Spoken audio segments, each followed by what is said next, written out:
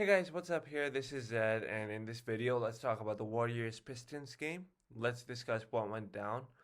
Let's also talk about Steph, Kelly, and Andrew and James Wiseman's games offensively and defensively. Let's talk about the other players, the rebounding issue, and what needs to happen against the Blazers the next game.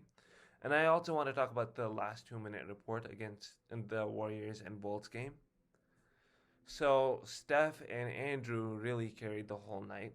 They both had 10 points apiece in the first half, but Detroit's defense limited Steph to they basically limited Steph to 6 shot attempts.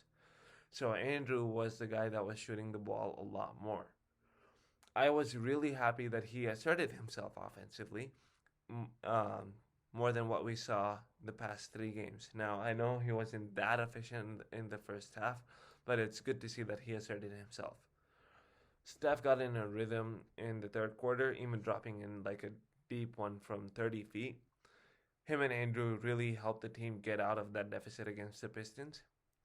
The Warriors even extended the lead to 9 in the third quarter before the Pistons came back. It kind of looked like Derrick Rose would take over the game, but Wiggins, took the game over with 17 points in the fourth quarter. He was hitting step back threes and ended the night with 27 points. Steph led all scorers with 31. Kelly finally hit a three. Now he's 1 of 21 from there. He looked really aggressive, getting ferocious dunks, just driving to the rim. He was good defensively with 2 steals and 2 blocks. I believe he was 6 of 10 from the field, 1 of 4 from 3. But he looked energetic out there. I was like, we got Swaggy Oubre back. We got him back. James Wiseman, he didn't do much offensively, but he got a few mean blocks. Like, ooh. Like on one possession, he blocked the shot. He blocked Mason Plumlee's shot, I meant, and took the ball coast to coast for the slam, and I was jumping up and down. I was like, alright, this kid gonna be legit right here. The whole bench and Juan played great. They were able to hold down the fort when the main stars were not in the game. Eric Pascal and Wanamaker attacked the rim a lot, getting a lot of free throws. Now, no one had a huge game offensively, but everyone chipped in. Damian hit 2 triples, Brad with 9 points, and Pascal with 10. So, in the previous 3 videos, I keep on mentioning about the rebounding issue, and it still persists. Now, the rebounding was 45 Pistons, 40 Warriors, but Pistons had 16 offensive rebounds to the Warriors 4. Now, their center rotation is thin now that Marquise is done for the season with that leg injury. So the others have to help the big men. And apparently, it's a pretty tall task. Now, Looney and Wiseman need to get their rebounds, but everyone, including the guards, need to chip in. You can even just tap the ball to the nearest teammate. Just do anything to get that rebound. Now, I want to talk about the Pistons a little bit. Blake with 2 triples, 8 points with 17 minutes, and he only played 17 minutes because Wiseman hit him on the head, and so now he has to go through that NBA concussion protocol. Killian Hayes, he exited the game with an ankle injury, and I'll be honest, if both those players played, or if Blake played, Detroit might have won the game. Now, Jerami Grant isn't a bad signing for them, with Christian Wood leaving. It seems like he's going to take most of the shots on this team, other than Blake and Derrick Rose, and he'll start out shooting inefficiently because he's not used to shooting so many shots in a game. In OKC and Denver, all of his shots were pretty much assisted. Now, in Detroit, he has to create his own shot. It seems like he signed here to try to just increase his value as an offensive player, and when free agency hits, he can get more money. Now, Josh Jackson has had a few nice games this season.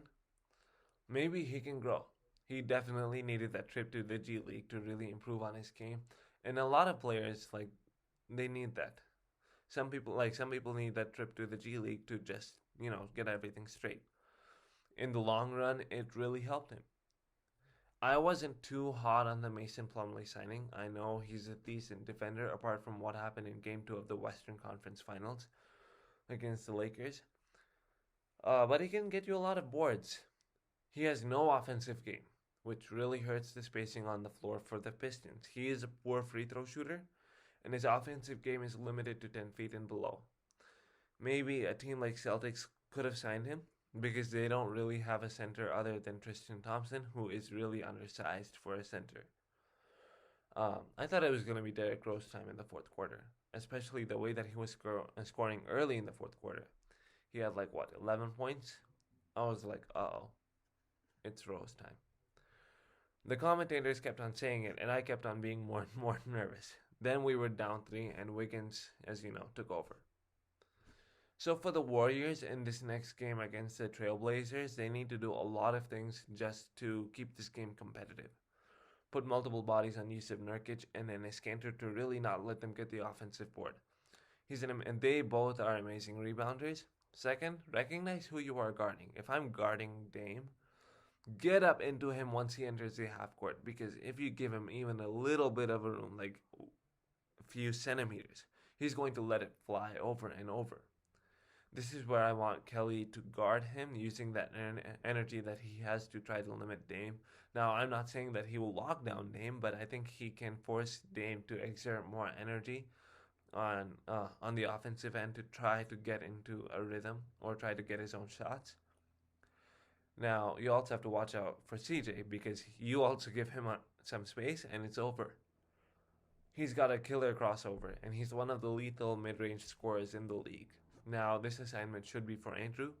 If Draymond is back, that's good. He can defensively coordinate everything, and he can help in the rebounding department.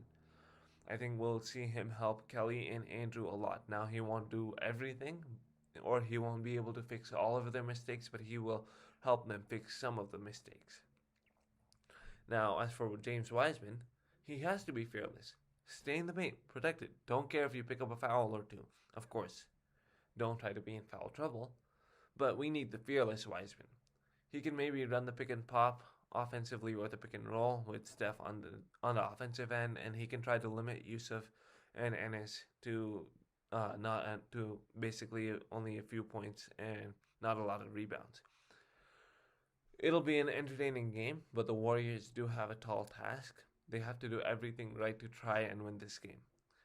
So now, before I end this video, I want to talk about something else. The last 2-minute report.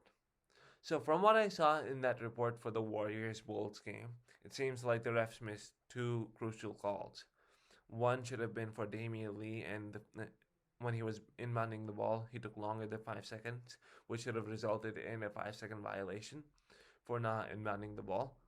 And Kevon Looney should have been called for an offensive foul when he illegally screened Kobe White. That led to Damian Lee hitting the game-winning 3. I'll be honest with you, I don't like this report at all. I just don't like it. What the NBA is doing is they are trying to keep everything open to the public, and they are trying to say that, alright, we make mistakes, and that we made a few mistakes right here. Now, I understand that the referees make mistakes all the time at games, and that's fine. But what I don't like is the fact that they admit that they make these mistakes publicly, because they still cannot fix it or change it. They cannot replay that part of the game. So what I want is for them to not release the report, because they can't change the outcome.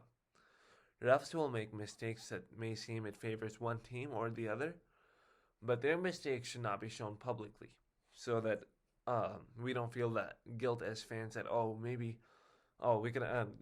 we should have maybe we would have lost this game or whatever. So that's it for today. Thank you for watching this video. If you like it, go ahead and click the like button, subscribe to my channel, share this video and my other videos with others, and go ahead and comment down below your thoughts about this. Until then, see you next time.